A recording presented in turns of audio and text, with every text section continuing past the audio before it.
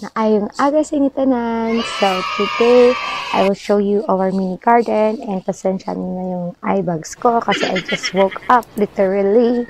And pag nagigising ako, pupunta ako dito. Then, nagbibilig ako ng halaman, do some gardening and stuff.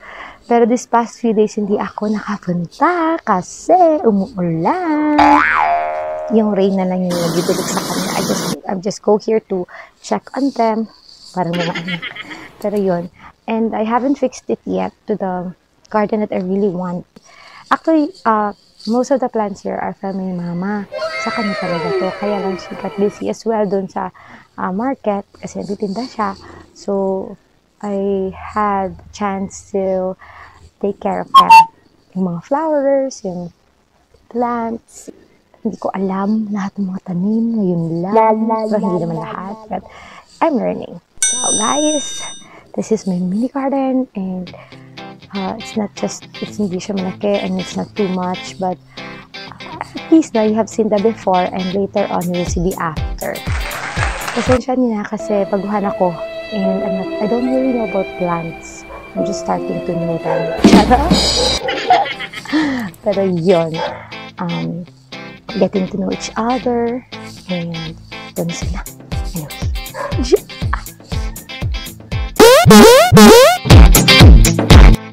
Just to start with, here are my pechais. Ito yung sinundan na sinasabi ko na many are called, few are chosen, and few yung nag-remain faithful. Kasi ang dami-dami na nag-start ako nito. Pero yun, again guys, bago lang kasi ako nagtalamin, so hindi ko alam yung mga do's and don'ts. Kahit nag-watch ako ng YouTube, no? Yun. And, pasensya na, may kasamang dito, kamatis, tsaka sili. I need to transfer them pagtaklasin nila ng dalawang ito. But yeah, for my pechais, ito na sila. I put them sa wall. You can see. Waiting for them to grow para i-harvest at kainin. But the next time, I think I know how to grow them na. Hopefully. I started my vegetable, ha. So, ito yung another pechai. To the rescue lang siya. Na-rescue ko siya. Parang akala ko patay na siya. But nilagay ko lang dyan. Tapos yun. Go lang yung go. Kaya mo dyan. And do your purpose. Para kainin. This one to be replanted pa. Mga sili yan. Dyan lang siya nang tumubo. So, ayun. And another one. Kamatis pa rin. Na madali yung kamatis, no? Ito yung isa sa mga tanim na na-amaze ako. Kasi yung ginawa ko lang, nakat ko lang yung fresh fruit ng tomato. Then nilagay ko lang dito. Tinanim ko siya. Then nag-grow lang siya. I'll show you how next time. Ito yung, one of my experiment na kita ko din sa YouTube. Ang ahos ba? Ahos. Ito na siya. Malaki na siya. Yan. And then, isang clove lang yan dyan sa baba. Pero it will make another set of cloves. So, may other to replant. Ang hirap nga kasi they are all together. Oh. So, I have to be very careful when I transfer them para hindi nasira yung roots nila. And this is what we call tugaba. Nilalagay ko sa laswa.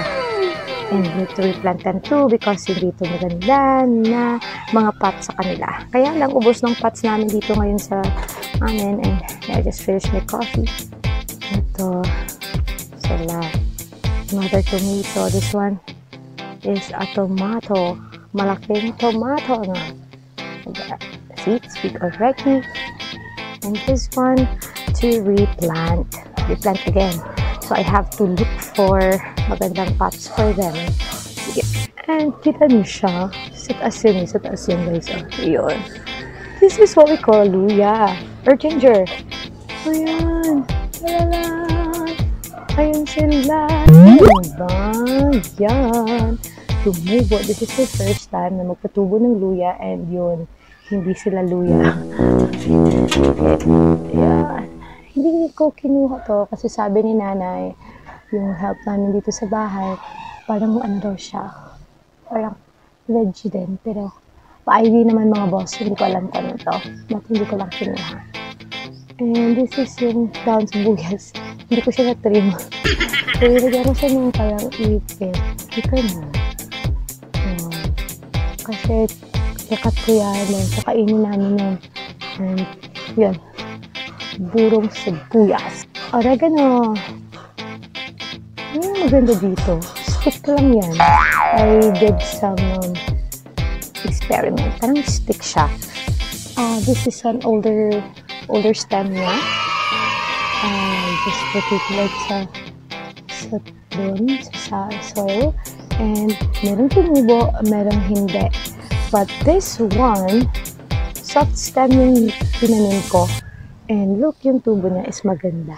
So, I think when we plant an oregano, soft stem yung gagamitin. Para maganda yung tubo niya. Dalawa yan sila.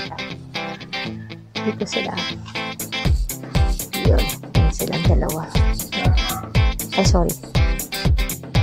Over there is our alagbate. Yun, sapat lang siya. Kasi wala kami ditong all of our, kasi dito, sinemento na ni mama at papa noon sa bahay. So, wala pa kaming like, garden or something, mga lupa talaga for them. So, it's a good way, a good tip kapag nasa abroad ka, or yung bahay mo is without any, I'll teach you how. Kasi nakita ko lang yun din. Ayan, and this is, need to transfer din to. Binigay lang sa akin to, but yan, tumubo na sila. It is our tanglad. Ito yun na yun.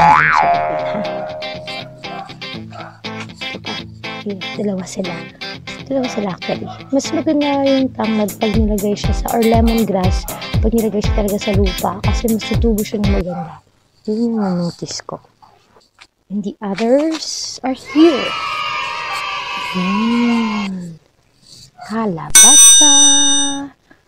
Ayan. Meron tayo dito ng dahon, kamote. Tapos, you know what's funny with this one? Nilagyan to ni nanay namin ng stick sa likod. As in, stick lang talaga. Literally stick. Pero what could happen? Tumubo. And you know what water is this? This is an apis. As in, stick lang nilagay yan, Tapos tumubo lang siya. Kasama ng, kasi yung purpose is parang dito dapat magsambod yung sambod. Lunggo. Yung plant talaga. Yan. But amazing, no? Grabe dito sa Philippines, guys. Ang dali-dali mo patubong ng tanim. Right here. Yeah. More kamatis. Kasi nga, may tanim ako. Ang dami nilang tumubo. And also sili. Yan sila. Replant ako niya. Here's another set. At yun po ang for my vegetables na mga tanim. Next will be the flowers. I guess it will be on my next video na. So, kasi parang uulan and hindi ko pa natapos. Pero yeah, I still have flowering plants dito tsaka green plants na i-share sa inyo. But I'll start with those, mga vegetables. And yung oregano hindi pala part ng vegetable. Kasi katabi sila. So, sinabi ko na lang. Yan! So, hopefully, nag-enjoy kayo, guys. And see you on our next vlog. Don't forget to like and subscribe. Thank you!